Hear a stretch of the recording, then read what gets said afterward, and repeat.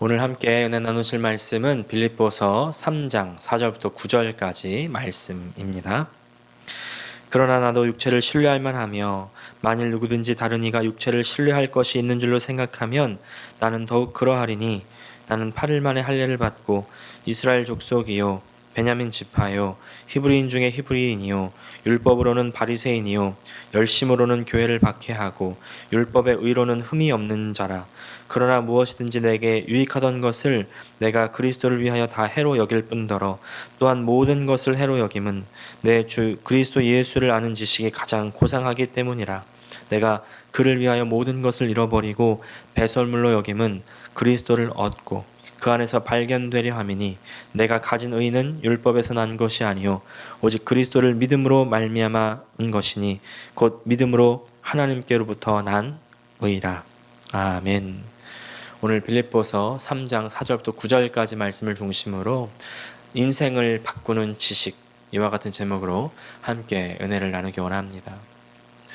여러분, 혹시 새로운 지식으로 인해서 내 삶에 변화가 생긴 일이 있으십니까?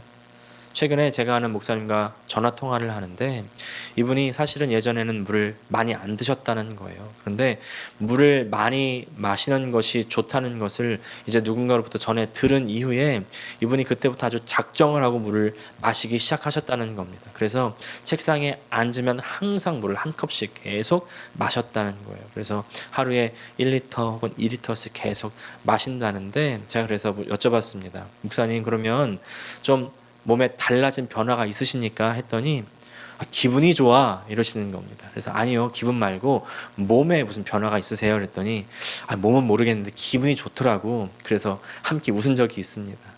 그분께서 실제로 몸으로는 못 느끼실지 모르지만 그러나 실제로 몸 안에 좋은 일들이 많이 일어나지 않았겠습니까? 실제로 의학 전문가들이 우리가 하루에 꼭 1리터에서 2리터 정도는 물을 마셔야 된다, 이런 이야기 우리가 많이 듣지 않습니까? 분명히 어떤 근거가 있을 것이고 좋은 점이 있을 겁니다.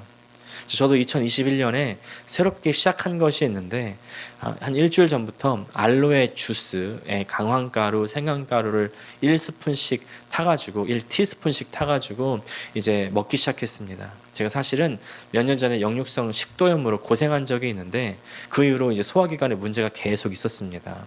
그래서 강황가루하고 생강가루가 이제 그렇게 위와 소화기관에 좋다는 이야기를 들은 이후에 이제 그렇게 타먹기 시작하는데 이제 그 전까지는 일주일에 이제 한두 번씩은 새벽에 깨고 속이 불편해서 잠이 깨곤 했었는데 그렇게 마시기 시작한 이후에는 새벽에 속이 불편해서 잠이 깨는 일이 전혀 없는 겁니다.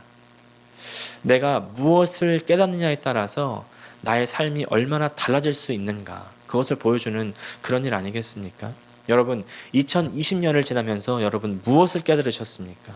그것을 깨달으셨다면 2021년에는 그 깨달은 것을 적용하시고 실천하실 수 있기를 축복합니다. 그러면 인생이 달라질 수 있습니다. 근데 그 깨달은 것이 무엇인지가 정말 중요한 것 아니겠습니까? 사랑하는 성도 여러분, 내 건강을 생각하면서 깨닫는 것도 그렇게 중요하지만 영원한 나의 영혼을 위해서는 여러분 무엇을 깨달으셔야 되겠습니까? 바로 예수 그리스도십니다.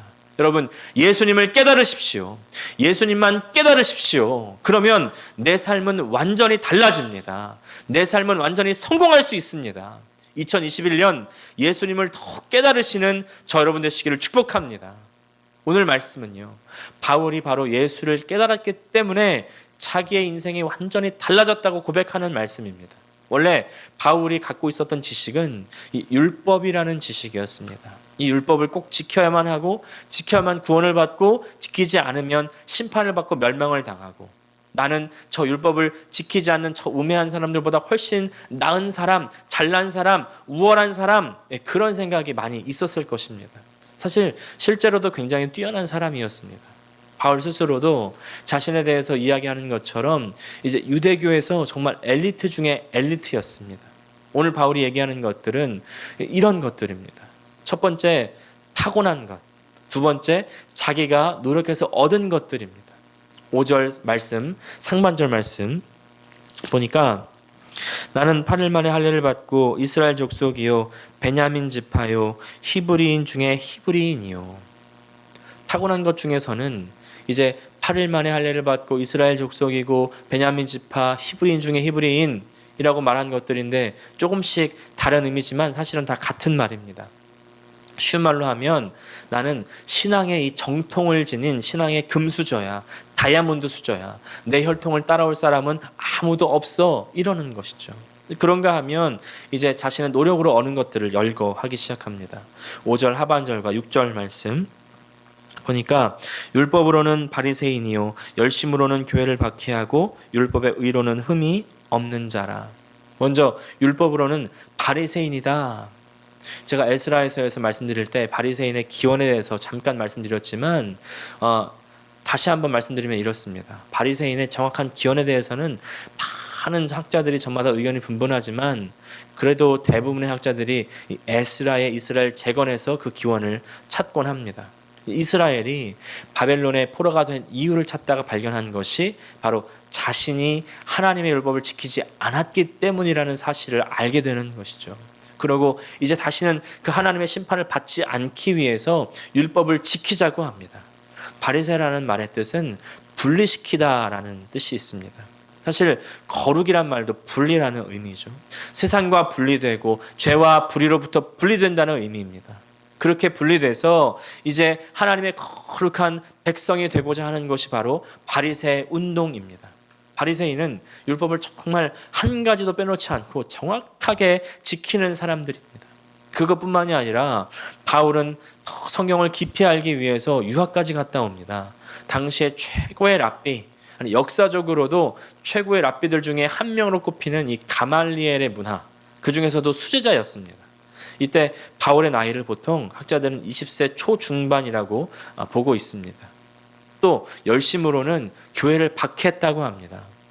가말리엘의 문화에서 수학하고 난 이후에 바울은 이제 사내들이라는 이스라엘의 최고의 기관의 회원으로서 종교 분과에서 이미 활동을 시작했습니다. 그래서 바울은 이제 동문수학했던 그 스데반을 신성 모독으로 그 죽이는 돌로 쳐 죽이는 그 현장에 있었고요. 또 다른 예수 믿는 사람들을 잡아 가두는 일에 아주 열성을 내던 사람이었습니다. 교회를 박해하는 것은 당시에 이 바울의 생각으로는 율법을 파괴하는 저 나사렛 예수를 따르는 무리들을 없애는 그것이 바로 하나님에 대한 헌신이라고 생각했던 것입니다. 그것이 또 다른 의미에서 하나님께 드리는 제사고 하나님께 드리는 충성이라고 생각했던 것이죠. 그래서 바울은 이것이 자랑이었습니다. 결론적으로 자신은 율법적으로 흠이 없었다. 바울은 이렇게 결론을 내리는 것이죠. 흠이 없다는 그 말을 다른 말로 하면 완벽하다는 것입니다. 다른 사람에게 조금 더 비난받을 만한 것이 없다는 말이죠. 여러분, 다른 사람에게 비난받을 것이 없는 완벽한 사람을 다른 완벽하지 않은 사람, 비난받을 것이 없는 그 사람들을 보면서 어떻게 할까요? 네, 그 사람을요 비난합니다. 정죄합니다. 너 왜 안 지키느냐고, 너 왜 안 하느냐고 따지죠. 그래서 바울은 이제 그 율법을 지키게끔 하도록 해야 되겠다 하면서 다니는 것이 바로 안 지키는 사람들을 고발하고 또 고소하고 못살게 굴고 핍박하고 박해하는 겁니다. 이게 열심으로 하나님을 믿은 결과인 것입니다. 열심이라고 하면 열과 성을 다해서라고만 생각할 수 있는데 사실은 그 뜻만이 아닙니다. 여기서 열심이라고 하는 단어는 신학적인 단어입니다. 예수님 당시에 열심당이라는 사람들이 있었죠. 열심당원의 시작은요, 민수기에 나오는 아론의 손자 비느하스로부터 시작됩니다. 우상을 섬기고 그리고 이방 여인과 간음하는 그 사람들을 창으로 찔러 죽임으로 말미암아 하나님의 분노가 걷어지게 되는 사건이 있었죠. 하나님을 향한 열심으로 하나님께 반대되는 사람들에게 폭력을 휘두르면서까지 제지하는 것, 그것이 바로 비느하스의 전통 열심당입니다. 그런 열심으로는 자신을 따라올 자가 없다는 것이죠. 그런데 이렇게 유대교에 자신의 그 모든 삶의 열정을 쏟아부었던 이 바울이요, 완전히 뒤집어지는 사건이 생깁니다. 바로 다메섹 도상에서의 사건입니다. 바울이 막 스데반의 그 순교 현장을 목격하고 나서 이제 기세가 등등해가지고 계속해서 교회를 핍박하는 일을 하려고 이제 대제사장에게 예수 믿는 사람들을 잡을 수 있는 권한이 있는 편지를 써달라고 해서 이제 그것을 가지고 다마스커스로 가는데, 가는 도중에 갑자기 환한 빛을 보는 것입니다. 바로 땅에 엎드려졌습니다. 바울이 무슨 생각을 했을까요? 일단 정신이 하나도 없었을 것이고요. 환한 빛이니까 하나님이실까?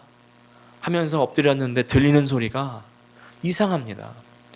바울이 아직 사울이었을 때니까 이렇게 말씀하시는 것이죠. 사울아, 사울아, 내가 왜 나를 핍박하느냐? 하늘에서 울리는 소리면 하나님밖에 없을 텐데 도대체 이게 무슨 말이지? 하는 마음에 용기를 내서 여쭤보는 겁니다. 주님, 누구십니까? 하는데 이렇게 대답이 들려옵니다. 나는 네가 핍박하는 예수다. 바울이 이 소리를 듣고는 처음에는 의아하지 않았을까요? 몇 가지 포인트가 있는데, 첫 번째는요, 아니 환한 빛에 둘러싸여서 하늘에서 나는 소리가 있는데 하나님인 줄 알았더니 예수라고? 예수가 하나님인가? 두 번째는요, 내가 예수를 언제 핍박했다고 이러지? 이게 도대체 무슨 말이지? 나는 교회, 그러니까 예수를 믿는 사람들만 핍박하고 다녔는데 예수를 핍박했다니. 그때 바울은 깨달았을 겁니다. 예수님께서 바로 하나님이시고 예수를 따르는 사람들 또한 예수님과 하나라는 사실을 깨달았을 것이에요. 이 환한 빛의 사건 이후에 곧바로 바울은 바로 눈을 볼 수 없게 됩니다. 다른 사람들의 손에 이끌려서 다마스커스로 입성하게 되죠. 앞을 못 보는 상태에서 3일 동안 먹지도 마시지도 않았습니다. 눈이 안 보이는 상태에서 강제로 금식하는 가운데 아마 새롭게 알게 된 이 예수라는 지식을 이제 받아들이게 되지 않았을까요? 그러면서 자신이 여태까지 따라왔던 그 지식은 과연 무엇이었나 심각하게 고민하면서 되돌아보지 않았겠습니까? 이제 아나니아라는 한 형제가 바울에게 손을 얹고 기도한 이후에 시력을 바로 회복하고 침례를 받고 이제 며칠 동안 형제들과 지낸 이후에 바로 그는 인생의 방향을 완전히 바꾸어 버립니다. 사도행전 9장 20절 말씀 세 번역으로 제가 읽어드리겠습니다. 그런 다음에 그는 곧 여러 회당에서 예수가 하나님의 아들이심을 선포하였다. 놀라운 일 아닙니까? 그 전까지는 예수를 믿는 사람들을 다 잡아 죽였는데 이제는 예수가 하나님의 아들이심을 선포하는 거예요. 이렇게 되니까 바울은 바로 유대인들의 공적이 되어버립니다. 바로 죽음의 위협이 닥쳐오는 것이죠. 그래서 광주리에 담아가지고 성 바깥으로 담아 내리기까지 그렇게 도망쳐야만 됐습니다. 그러나 바울은 자신이 깨달았던 이 예수라는 지식을 버리지 않아요. 왜냐하면 자신이 이 예수라는 지식이 바로 자기가 추구해야 할 올바른 지식이라는 것을 체험을 통해서 완전히 깨달았기 때문입니다. 완전히 각인된 것입니다. 7절과 8절 상반절을 보면 그러나 무엇이든지 내게 유익하던 것을 내가 그리스도를 위하여 다 해로 여길 뿐더러 또한 모든 것을 해로 여김은 내 주 그리스도 예수를 아는 지식이 가장 고상하기 때문이라. 해로 여긴다는 말은 손해를 본다는 말입니다. 그 전까지는 자기가 갖고 있는 그 뛰어난 혈통, 고스펙 이런 것들이 아주 자기에게 이익이라고 생각했었는데 그것이 이제는 보니까 자기에게 손해였다는 것이죠. 예수를 믿는 것이 쓸데없는 일이고 잡아 죽여 하는 일이라고 생각했는데 오히려 고상하다는 것을 깨달았습니다. 고상하다는 말은 영어로 surpassing worth, 다른 것을 뛰어넘는 탁월한 가치가 있다는 말입니다. 왜 예수라는 지식은 다른 이 세상적인 지식을 뛰어넘는 가치가 있을까요? 왜냐하면 진정한 생명이 여기 있기 때문입니다. 생명을 얻는 지식, 내가 존재하는 내 존재의 참된 의미, 인생의 진정한 의미가 있기 때문입니다. 그래서 만족이 있고 기쁨이 있습니다. 이것이 빌립보서에서 말하는 기쁨이에요. 예수라는 지식은 세상적인 지식과 본질적으로 다른 지식이기 때문에 이 지식을 습득하기 위해서는요, 세상의 지식과는 다른 과정을 거쳐야 됩니다. 세상의 지식들은 서로 융합하면 더 낫고 좋은 결과물들을 만들어냅니다. 그런 시너지 효과로 새로운 세상을 만들어 나가죠. 그러나 예수를 아는 지식은 다릅니다. 예수를 아는 지식은 세상에 지식이 있으면 방해가 됩니다. 서로 대립하고 대적하기 때문입니다. 그래서 내 안에 세상적인 것으로 가득 찬 사고방식, 행동 양식 이런 것들을 내려놓아야만이, 버려야만이 예수의 지식을 얻을 수가 있습니다. 서로 양립할 수 없어요. 버리지 않으면 얻을 수가 없습니다. 마태복음 13장을 보면 예수님께서 천국에 대한 비유를 시리즈로 들려주시는데 많은 비유들 중에 그 중에 이제 감추인 보화 비유 그리고 값진 진주 비유가 나옵니다. 마태복음 13장 44절부터 46절까지 말씀, 천국은 마치 밭에 감추인 보화와 같으니 사람이 이를 발견한 후 숨겨두고 기뻐하며 돌아가서 자기의 소유를 다 팔아 그 밭을 사느니라. 또 천국은 마치 좋은 진주를 구하는 장사와 같으니 급히 값진 진주를 하나 발견하매 가서 자기의 소유를 다 팔아 그 진주를 사느니라. 이 두 비유의 공통점이 있는데 혹시 발견하셨습니까? 그것은 자신의 소유를 다 판다는 것입니다. 저는 처음에 이 말씀들이 좀 이해가 가지 않았습니다. 아니, 보화를 발견하고 값진 진주를 발견했으면 그 적당한 돈을 주고 그 값을 주고 사면 되지. 다른 재산들은 좀 남겨서 그 보화와 진주만 사면 되지. 꼭 왜 자기 소유를 다 팔아야만 될까? 아, 참 어리석다. 전 이렇게 생각했습니다. 그런데 이건 말 그대로 비유죠. 무슨 의미일까요? 천국을 얻기 위해서는 내가 여태까지 소유하고 있던, 내가 가지고 있던 모든 것들을 다 던져야 한다는 것입니다. 버려야 한다는 것입니다. 버리지 못하고 하나라도 가지고 있다면 아직 천국을 얻을 수 없다는 것입니다. 천국은 내가 가졌던 모든 것을 다 버려야 얻을 수 있는 것입니다. 내가 가지고 있던 이 세상적인 지식, 생활 방식, 지식의 이 체계들을 버리고 완전히 다른 이 천국의 지식, 생활 방식, 이것들을 얻는 이 일련의 과정들, 이것을 한 단어로 믿음이라고 합니다. 이것이 믿음입니다. 믿음은 그냥 예수님이 나를 위해서, 나의 죄를 위해서 십자가에서 죽으셨습니다. 이것을 믿습니다. 아멘. 이게 아니에요. 여태까지 내가 살아왔던 그 세상적이고 내 중심적인 방법들을 버리고 새로운 천국의 방법, 하나님의 방식, 예수님의 삶의 방향을 받아들이는 것입니다. 처음에는 이 세상적인 방법들, 이 세상적인 지식들을 버리면 안 될 것 같아요. 못 살 것 같아요.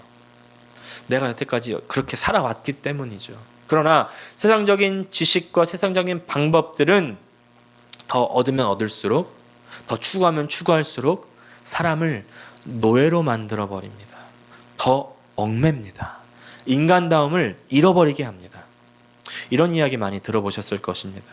내 가족들을 먹여 살리기 위해서 정말 모든 시간과 열정을 투자해가지고 돈을 벌어서 가족들에게 갖다 줬더니 나중에 자식들로부터 돌아오는 말은 자기는 외롭게 컸고 불행한 인생이었고 아버지는 일만 하는 사람이었고 내가 필요할 때 아버지는 가정에 없었다는 그런 이야기입니다. 정말 허무한 것 아닙니까? 아니, 가정을 위해서, 자녀들을 위해서 정말 뼈 빠지게 일했는데 돌아오는 것은 원망과 불평. 세상의 이치가 이렇습니다. 무엇을 위해서 일했는지 자신의 가치를 잃어버리게 만드는 것이죠. 그런데 하나님은 다릅니다. 예수님을 더 알고 예수님을 추구하면 할수록 더욱 사람답게 되고 인간답게 되는 것입니다. 여러분, 확실하게 말씀드립니다. 예수님 믿으면 더 부자는 안 될 수 있어요. 더 건강하게 안 될 수도 있습니다. 그러나 예수님은 나를 참 사람으로 만들어 주십니다. 사람답게 만들어 주십니다. 왜냐하면 하나님께서는 나를, 사람을 만드신 창조주시고 나보다 나를 더 사랑해 주시기 때문입니다. 세상은 나를 노예로 만들고 나를 사람답지 못하게 만듭니다. 그것이 이 세상이, 세상 주관자인 그 마귀가 하는 일입니다. 세상의 방법은 내가 추구하고 노력해서 얻는 것이지만 세상에서 얻었기 때문에 결국에는 다 썩고 남지 않을 것들로 변해버립니다. 믿음으로 받아들인 이 예수님의 방식, 천국의 것들은요, 하나님께로부터 왔기 때문에 썩지 않습니다. 완전하고 영원합니다.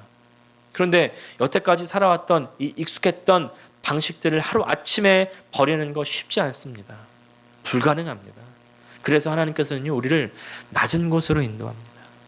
낮은 곳으로 가야지만 깨달을 수 있는 지식, 만날 수 있는 예수님이 있기 때문입니다. 바울은 예수를 만난 이후에 바로 눈이 멀어버리죠. 여태까지 자기가 가장 잘 본다고 생각했을 것입니다. 여태까지 자기가 가장 뛰어나다고 생각했을 것입니다. 그러나 눈이 보이지 않게 되었을 때에 낮아지게 되는 것은 두말할 것 없는 것 아니겠습니까? 이제서야 자기가 여태까지 추구하던 것들이 쓰레기, 배설물이었음을 알게 되는 것이죠. 낮아져 보지 않고는 깨달을 수 없는 것들이 있습니다. 제가 11년 전에 김재희 목사님과 함께 사역하기 시작한 그때에 김재희 목사님께서 저에게 이런 말씀하신 적이 있습니다. 예전에 배웠던 것 다 잊어야 된다고 하시는 겁니다. 전 겉으로는 네 했지만 속으로는 에이 무슨 소리야. 내가 여태까지 배웠던 것들이 얼마나 유용하고 좋은 것들이 많은데 그것들을 발전시켜 나가야지. 제가 한국에 2만 명이 넘는 대형 교회에서 이제 전도사로 사역을 했었는데, 근데 거기서 배운 것들이요, 이 워싱턴 DC에 있는 그런 이민 교회 상황에 적용시켜 해 나가보다 보니까 맞지 않는 겁니다. 제가 뭔가를 할 때마다 자꾸 충돌이 일어나고 사람들이 상처를 받고 반발이 일어나는 거예요. 점점 제가 주눅이 들고 급기야는 나는 목회하면 안 되는 사람이구나, 그런 생각까지 들게 되고요. 결국 번아웃돼서 3년 만에 사역을 그만 내려놓게 되었습니다. 사역을 다 내려놓고 나서 이제 다른 교회를 다니면서 예배를 드리는데 갑자기 그제서야 저의 잘못들, 내가 무엇을 잘 못했는지가 보이기 시작하는 것입니다. 그제서야 깨달아지는 거예요. 낮은 곳으로 내려가지 않으면 깨닫지 못합니다. 하나님은 우리를 낮은 곳으로 인도하실 때가 있습니다. 도저히 풀리지 않는 그런 인생의 문제가 생기고요. 죽을 병에 걸리고 또 내 인생의 절벽, 내 인생의 끝, 밑바닥에 도달하는 그때가 있습니다. 그때 반항하지 마시고 피하지 마시고 겸손하게 하나님의 인도하심을 받아들이시기를 축복합니다. 그러면 하나님의 깨닫게 하시는 은혜가 임합니다. 더 좋은 것, 더 탁월한 것을 깨닫게 하시고요, 소유하게 하십니다. 바로 예수님입니다. 그것이 바로 내 인생의 최고의 복입니다. 그때부터는 내 것으로 하지 않습니다. 하나님의 것으로 하기 시작합니다. 내가 쌓아온 것으로 하는 것이 아니라 하나님께서 주시는 것으로 하는 것입니다. 안인숙 사모님께서 그 두 번째 책, 죽어요 그런데 안 죽어요 라는 그 책 제목처럼 내려가서 죽을 것 같은데 그 골짜기를 통과하고 나면 놀라운 하나님의 은혜가 임하는 겁니다. 이제 이 이야기를 드리면서 오늘 말씀을 마무리하기 원합니다. 모차르트인데 이제 자신에게 음악을 배우러 오는 사람들이 많이 있었다고 합니다. 근데 그 배우러 오는 사람들에게 항상 물어보는 질문이 한 가지가 있었다는 겁니다. 이제 그날도 모차르트에게 음악을 배우겠다고 한 청년이 찾아왔는데 늘 하던 대로 이렇게 물었습니다. 당신은 음악을 배운 적이 있습니까? 네, 어릴 적부터 피아노를 쳤고 바이올린도 10년을 배웠습니다. 그의 대답을 듣는 모차르트는 고개를 끄덕이면서 원래 수업료의 2배를 내라고 하면서 제자로 받아들이기로 했다는 것입니다. 근데 며칠 후에 또 다른 청년 하나가 찾아왔습니다. 모차르트가 이번에도 당신은 음악을 배운 적이 있습니까? 이렇게 물어보자 이제 그 청년은 전에 음악을 배운 적이 없어요. 근데 열심히 하겠습니다. 이렇게 얘기하니까 모차르트가 웃으면서 좋습니다. 수업료를 반만 내십시오 하면서 받아들여줬다는 것입니다. 그러자 옆에서 2배 수업료를 내기로 한 청년이요, 아니 선생님 어떻게 이럴 수 있습니까? 왜 이렇게 불공정하십니까? 저는 음악을 10년이나 배웠는데 2배를 내라고 했는데 저 사람은 음악을 하나도 안 배웠는데 어떻게 반만 내라고 하십니까? 이랬더니 모차르트가 그 이유를 이렇게 말해줬다는 거예요. 음악을 배운 사람을 가르칠 때 나는 우선 찌꺼기들을 거두어냅니다. 그리고 그것을 아주 힘든 작업입니다. 그 사람이 가지고 있는 모든 것을 파괴하는 것은 가르치는 것보다 더 힘든 일이기 때문입니다. 그러나 순수한 가슴을 가지고 있는 사람에게 가르치는 것은 아주 쉬운 일입니다. 당신이 순수한 가슴을 가진 사람이라고 생각하십니까? 하나님께서는요, 우리에게 가장 좋은 지식, 예수님을 알려주기 원하십니다. 깨닫게 해주기 원하십니다. 그러나 우리 마음속에는 이미 세상에서 습득한 세상적인 지식, 내 중심적인 지식, 심지어 마귀적인 지식으로 가득 차 있습니다. 하나님은 그것을 거두어 내시기를 원하십니다. 그것을 거두어내는 작업은 아주 힘든 작업입니다. 그러나 그때 나의 것을 완전히 버려야 됩니다. 포기해야 됩니다. 내 소유였던 이 땅의, 이 세상의 방식을 버리시기를 축복합니다. 그러면 하나님께서 하나님의 방식을 주십니다. 예수님이라는 지식을 주십니다. 그 지식이 바로 감춰진 보화고 그리고 값진 진주입니다. 이 보화과 이 지식이 우리 인생을 바꾸는 것입니다. 예수를 아는 고상한 지식으로 깨닫기 원합니다. 바뀌기 원합니다. 그런 우리 모두가 되시기를 예수님의 이름으로 축복합니다. 기도하겠습니다. 하나님 우리 아버지 감사합니다. 내 안에 어떤 지식을 붙들고 있었습니까? 아직도 내 안에 세상적인 지식이 있습니까?